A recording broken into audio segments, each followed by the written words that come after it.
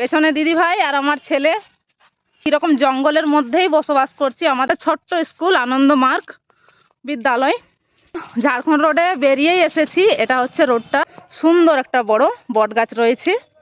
এই জঙ্গলের মাঝখানে কিন্তু হাতির বসবাস। খারাপ লাগে তখনই যখন নমস্কার বন্ধুরা, শুভ সন্ধ্যা। কেমন আছেন সবাই? আশা করি সবাই ভালো আছেন, আর আপনাদের ভালোবাসা আশীর্বাদে আমরাও খুব ভালো আছি। তো এই বিকাল বিকাল একটু বেরিয়ে পড়লাম। তো চলুন,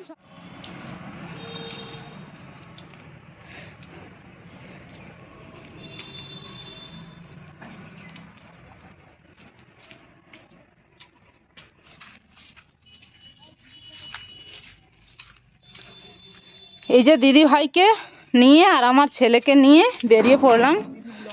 বিকেল হয়ে গেছে কিন্তু রোদ্দুরের কি তাপ আছে দেখুন। এই যে আমরা কুসুমকলি হোমস্টে ছাড়িয়ে পেছনের দিকে যাই একটু। তো চলুন, সঙ্গে থাকবেন আর সম্পূর্ণ ভিডিওটা অবশ্যই দেখবেন। আমাদের হোমস্টের এই পেছন দিক দিয়েই আমরা বেরোবো, ওই ঝাড়খণ্ড রোডটা ধরবো। আর দেখতেই পাচ্ছেন কি জঙ্গলের মধ্যে আছি। এই দিক থেকে একটা রাস্তা আসছে মেন রোড থেকে, আমরা ওদিকে নয়, আমরা এই জঙ্গলের ভিতর দিকেই যাব। আর রোদের আলোটা এতটাই আছে যে পরিষ্কার বোঝা যাচ্ছে না। আর এই দেখুন পেছনে দিদি ভাই আর আমার ছেলে, তো একসঙ্গে আমরা তিনজন চললাম। এই দিদি ভাইকে একটু দেখিয়ে আনি যে আমরা কিরকম জঙ্গলের মধ্যেই বসবাস করছি। আমাদের যে কুসুমকলি হোমস্টে বা আমাদের যে দুয়ারসিনি গ্রামটা হচ্ছে মাঠা ফরেস্ট রেঞ্জের মধ্যেই। সম্পূর্ণ চারিদিকটা শাল গাছ আর পলাশ গাছের জঙ্গলের মধ্যে। তো সেই মাঝখানে আমাদের দুয়ারসিনি গ্রাম। তো সেটা এই দিদি ভাইকেও আর আপনাদেরকেও দেখাবো যে আমরা কীরকম জঙ্গলের মাঝখানেই বসবাস করি। তো তাই বলছি, সম্পূর্ণ ভিডিওটা দেখবেন অবশ্যই। আর এই দেখুন আমাদের বাড়ি থেকে একদম সামনেই হচ্ছে শাল জঙ্গলটা, আর এই সামনেই রইল একটা ছোট্ট স্কুল আনন্দ মার্গ বিদ্যালয়। আর আমরা এইদিকে রাস্তা ধরে যাব। আর এই যে এদিকে রাস্তাটা যাচ্ছে, এদিকেও কিছু গ্রাম আছে জঙ্গলের ভেতর। আমরা এইদিকে রাস্তাটা দিয়ে বেরিয়ে যাব ঝাড়খণ্ড রোডটার সামনে। আর এই দেখুন আমার ছেলে দৌড়ে এগিয়ে গেল। আর এই দেখুন বন্ধুরা, আমরা ঝাড়খণ্ড রোডে বেরিয়েই এসেছি। এটা হচ্ছে রোডটা, বাইক যাচ্ছে দেখুন। সামনে এখানে একটা দুর্গা মন্দির রয়েছে, দুর্গা মন্দিরটা এখনো কমপ্লিট করতে পারেনি। আর এই যে এখানে রইল একটা গৌরাঙ্গ মন্দির, এখানে কীর্তন করা হয় আর কি অল্প। আর এখান থেকে বোঝা যাচ্ছে না ঠিক, এই যে দুর্গা মন্দিরের মাথার পেছনেই রয়েছে আমাদের মাঠাবুরু পাহাড়। তো এটাই হলো ঝাড়খণ্ড রোড দুয়ারসিনি মোড় থেকে। মানে আপনারা যদি বলরামপুর থেকে আসেন তাহলে দুয়ারসিনি মোড় থেকে বাঁ দিকে রাস্তাটা কাটছে। আমরা এই রোড ধরেই কিছুটা এগিয়ে যাব। আর এই জঙ্গলটা যে দুয়ারসিনির জঙ্গলটা, সেটাই আপনাদের সামনে তুলে ধরবো।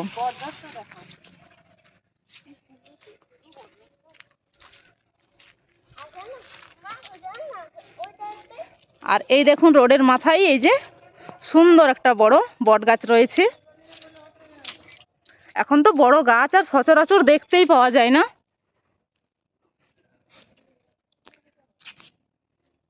এই যে দিদি ভাই আর আমার ছেলে এগিয়ে চললেন, আরে আমরাও চললাম আর কি, আপনাদেরকেও দেখাই। আর দিদি ভাইকেও এটাই দেখাবার জন্য বেরিয়েছি এই রাস্তায়, যে মানে দুয়ারসিনির জঙ্গলটা কতটা ঘন। এই জঙ্গলের মাঝখানে কিন্তু হাতির বসবাস।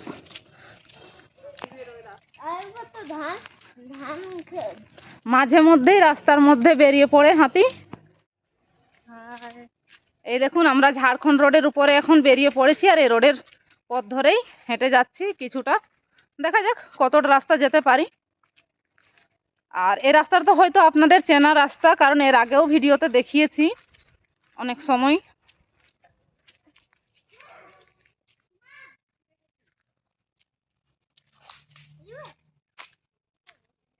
আজকে স্কুলে কি হয়েছে?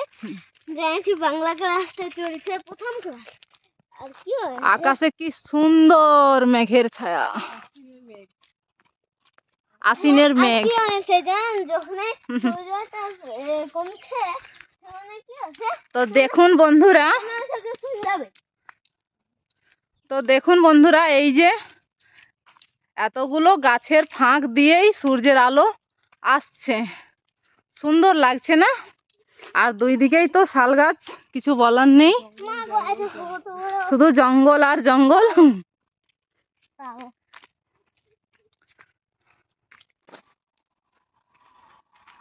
গাড়ি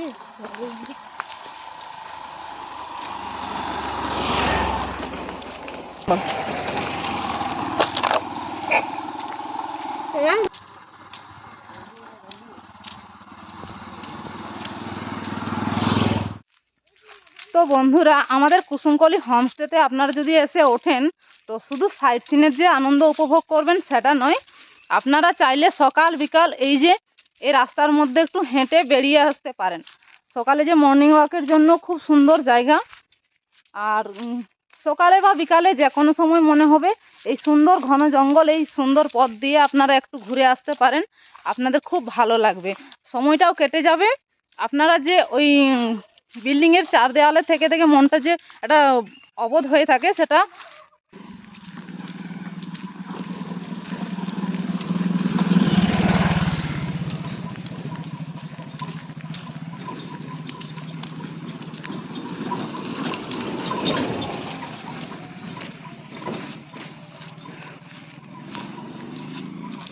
তো তাই এই প্রকৃতির মাঝখানে থেকে 2-4 দিন আপনারা কাটিয়ে যান কুসুমকলি হোমস্টেতে থেকে, এই যে প্রাকৃতিক সৌন্দর্যটা উপভোগ করে যান, অবশ্যই ভালো লাগবে,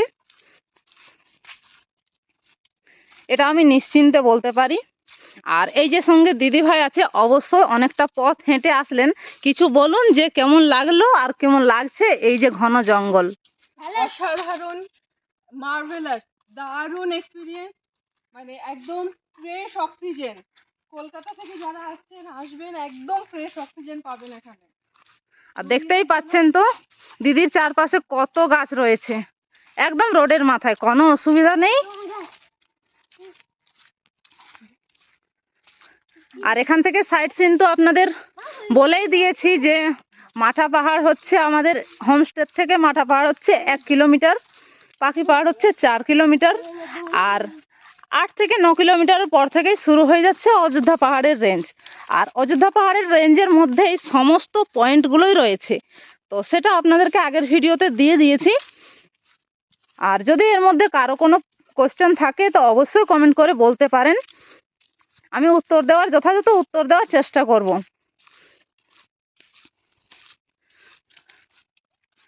আর বন্ধুরা, আমার চ্যানেলে যদি নতুন হয়ে থাকেন অবশ্যই একটা সাবস্ক্রাইব করে সঙ্গে থাকবেন। আর ভিডিওটি কেমন লাগলো কমেন্টে জানাতে ভুলবেন না, ভালো লাগলে লাইক করবেন, শেয়ার করে আরও বাকি পর্যটকদের জানিয়ে দেওয়ার চেষ্টা করবেন। তো যাই হোক বন্ধুরা, আর ভিডিওটা বেশি বড় করছি না, এখনকার মতো এই পর্যন্তই। আর যাই হোক, তবু একটা কথা বলছি, খারাপ লাগে তখনই যখন আপনারা সম্পূর্ণ ভিডিওটা দেখার পরে লাইক কমেন্ট করেন না। তো যাই হোক, সকল বন্ধুদের কাছে অনুরোধ, অবশ্যই একটা লাইক কমেন্ট করে দিবেন। Tata, bye bye. ভিডিওটা এখানেই শেষ করছি। ভালো থাকবেন, সুস্থ থাকবেন সবাই, আর সাবধানের সঙ্গে ভ্রমণ করবেন।